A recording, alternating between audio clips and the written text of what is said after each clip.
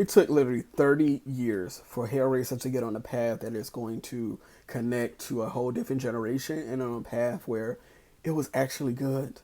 And I'm so proud to say that this was an entertaining, fun um, version of franchise that's kind of been forgotten, but also it didn't shy away from its roots.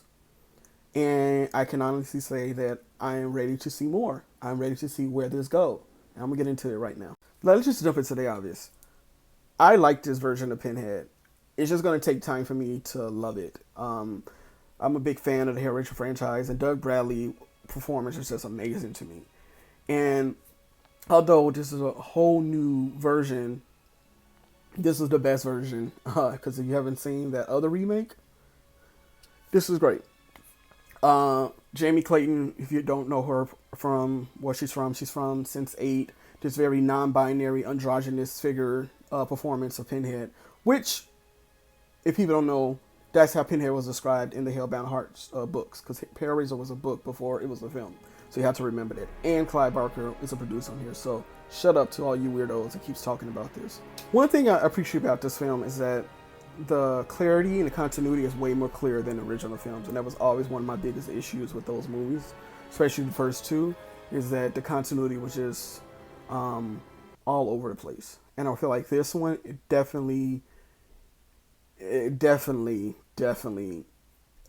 had one up on those films for in that factor for as a far as a technical stance for our story and editing wise. However, I do miss the black leather from the original films. I don't know how I feel about this kind of like this nude look, and there's a little bit of CGI in it, and I don't know how I feel about that because one thing about the Hellraiser films is that the practical effects is just amazing. It's top notch.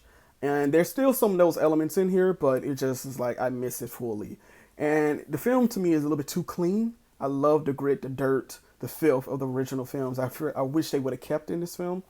And I also feel like this film kind of like pandered a little bit too much to an audience just to reach kind of like a younger audience. And Hellraiser to me was always on its own. It stood its ground and it stood true to what it was.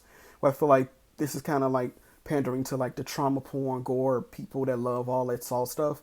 And I feel like Hellraiser, yes, it has gore in it, but it was a reason, it was a purpose, and it was stylish.